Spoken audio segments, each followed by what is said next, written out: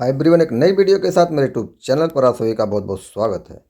दोस्तों, ये रेगुलेटर मेरे हाथ में आप देख रहे हैं, ये एचपी का है। रेगुलेटर किसी भी कंपनी का हो, अक्सर क्या होता है, कभी ना कभी हमारे रेगुलेटर में यहाँ बटन से लीकेज हो जाता है।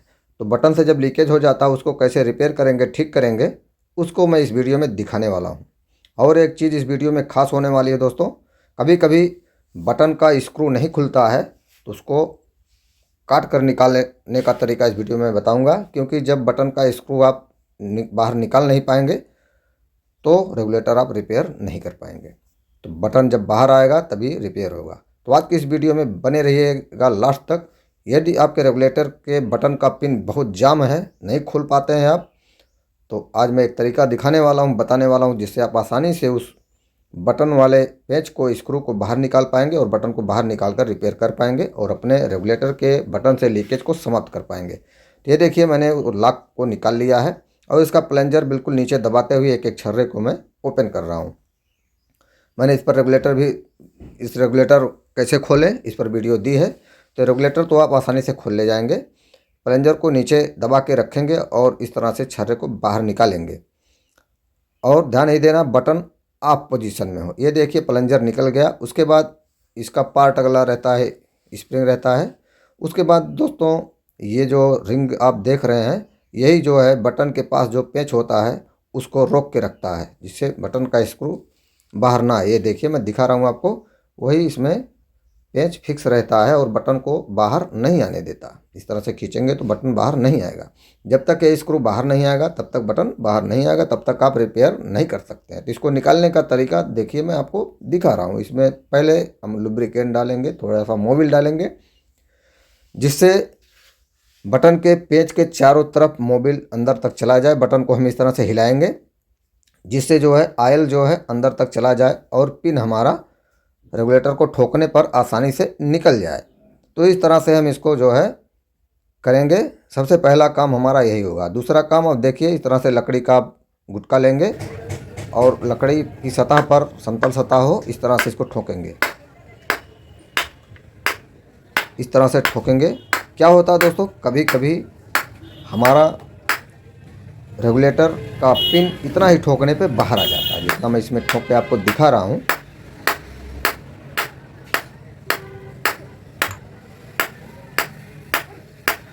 इतना ही ठोकने पे बाहर आ जाता है। यदि फिर भी बाहर नहीं आ रहा है, तो देखिए मैं थोड़ा और तेज़ी से इसको ठोक रहा हूँ।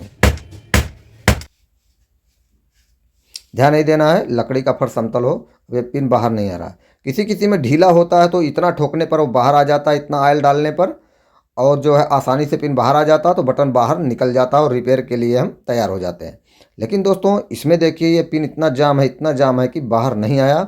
अब देखिए, मैं इसको एक बार और ट्राई करता हूँ। थोड़ा सा मैंने ऑयल और डाल दिया है। एक बार और बटन को हिला डुला करके देख लूँ, हो सकता है बाहर आ जाए। पुनः एक बार मैं ठोकूँगा और उसके बाद ठोक कर देखता हूँ। अगर ये पिन बाहर आ जाता है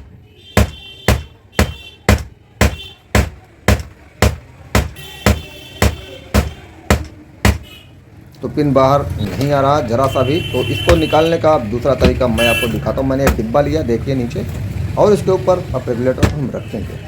अब इसको हम इसका पेंच काट के जो है निकालेंगे। उसके लिए ये देखिए, ये हैंड ड्रिल मशीन है। तो इसके आगे जो हमने ये जो बिट लगाई है वो काफ़ी पतला है। जो स्क्रू का, रेगुलेटर के बटन का स्क्रू रहता है, उतना ही मोटा ये आगे जो है इसका बिट है। तो अब इस पर रख करके सीधा एकदम, उसके ब्रश का पेंच होता है दोस्तों, तो उस पीतल के पेंच को आसानी से हम काट कर निकाल सकते हैं। उसके ऊपर सीधा रखेंगे और इस तरह से इसको घुमाएंगे, हैंड ड्रिल को, और उसका स्क्रू जो है कटता जाएगा, धीरे धीरे धीरे धीरे कटता जाएगा। पहले थोड़ा सा काट कर हम देख लेंगे, उसके बाद ठोक लेंगे। हो सकता है थोड़ा सा काटने पर ये निकल जाता है। देखिए, ये कट के उतना निकला। कभी कभी आगे जो है पेंट वगैरह थोड़ा बहुत जाम रहता है आगे से, तो जो है थोड़ा सा काटने पर ही बाहर निकल जाता है। यानी कि आगे का साफ़ कर देते हैं तभी बाहर निकल जाता है। लेकिन कभी कभी तब भी नहीं निकलता है, तो हमें स्क्रू को लगभग आधा काटना पड़ता है, तब जाके बाहर निकल जाता है। मैंने तो बहुत ऐसे रेगुलेटर रिपेयर किए हैं। चलिए, इस वीडियो में मैं आपको दिखा रहा हूँ। तो थोड़ा इसको हम काटेंगे और फिर इसको ठोक के आपको दिखाएंगे निकाल करके। यदि निकल जाता है इतना काटने पर तो अच्छी बात है। देखिए थोड़ा सा कटा हो, उसका बुरादा निकल रहा है। अब जो है इसको एक बार ठोक के देखेंगे, हो सकता है निकल जाए। यदि निकल जाता है तो अच्छी बात है थोड़ा सा काटने पर।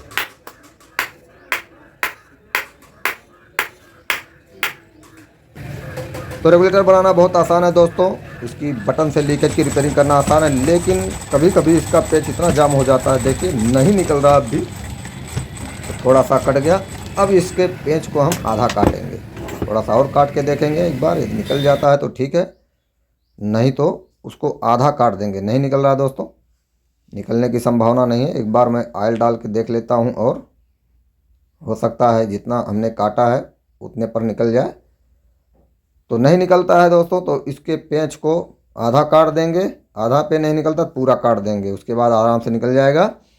और उसके बाद क्या करेंगे, कैसे पेंच कहाँ से लाएंगे, उसका भी तरीका मैं आपको बताने वाला हूँ। आपके मन में सवाल ये उठ रहा होगा। अब देखिए मैं इसको ठोक रहा हूँ, अभी ये नहीं निकला, अब इसको काटना ही पड़ेगा। तो आपके मन में सवाल यही उठ रहा होगा कि पेंच को हम काट देंगे तो लाएंगे कहाँ से। तो उसका मैं तरीका भी आपको बता रहा हूँ, वो पेच कहाँ से आप लाएंगे और कैसे लगाएंगे दूसरा, क्योंकि इसका पेच अलग से आता नहीं है। तो अभी देखिए, अब इसको हम अच्छी तरह से काट देंगे। आधा काट देंगे या पूरा काट देंगे, उसको काट देंगे, ढीला हो जाएगा तो बाहर निकल जाएगा।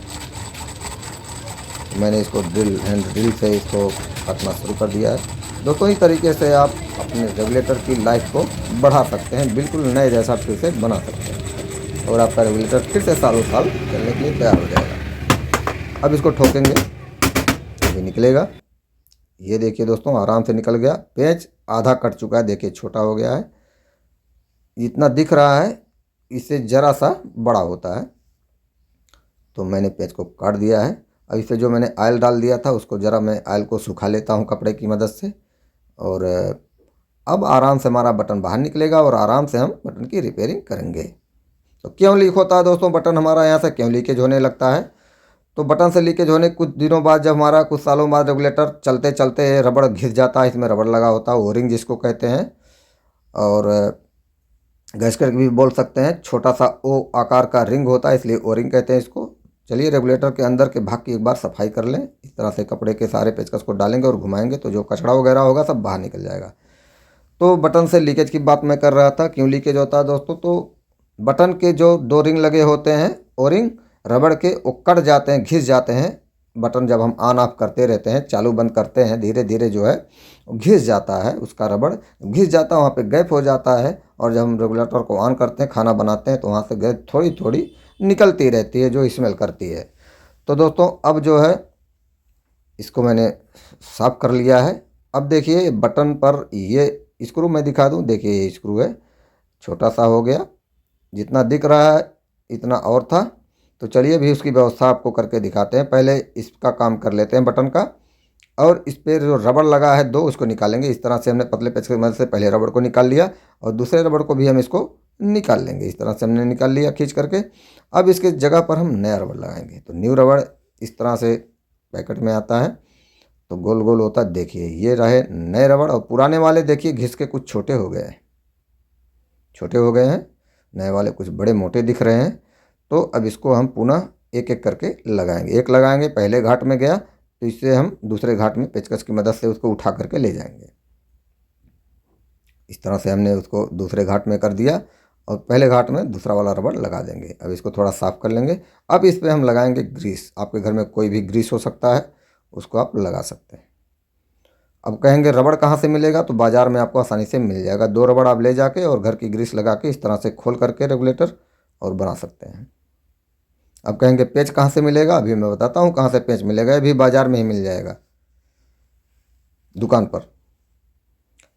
अब देखिए इसको हम अंदर डालेंगे। इसको इस तरह से हमने नया रबड़ लगा दिया, ग्रीसिंग कर दी।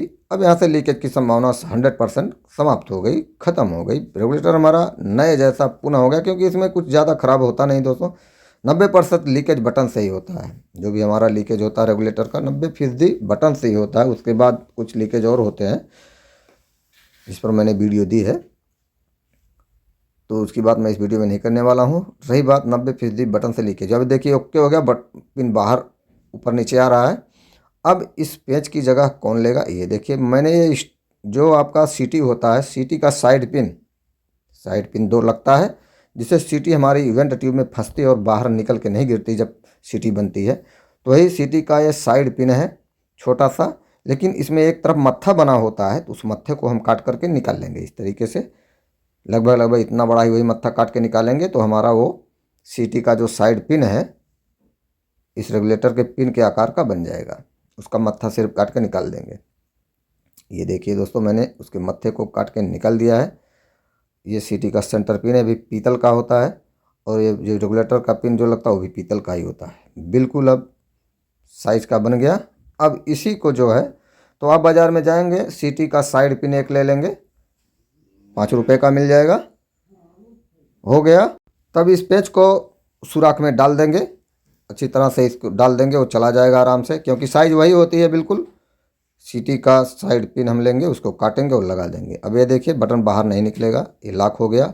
वही जो है दोस्तों, लॉक करके अब इसका जो है पार्ट सब लगा देंगे बारी बारी, जैसे निकाले थे। प्लंजर है ये, बटन को आप पोजीशन में रखना है और प्लंजर को हम रखेंगे इस तरह से रखेंगे, और इसमें जो 5 छर्रे लगे होते हैं सबको एक एक करके इसमें डाल देंगे। प्लंजर को फुल नीचे दबाना है और बटन को आप पोजीशन में रखना है, जिससे आसानी से लगते हुए चले जाएंगे। किसी में कुछ टाइट रहता है तो टेस्टर की मदद से उसको दबा देंगे और वो अंदर चला जाएगा। ये रहे, बैठ गए सारे हमारे।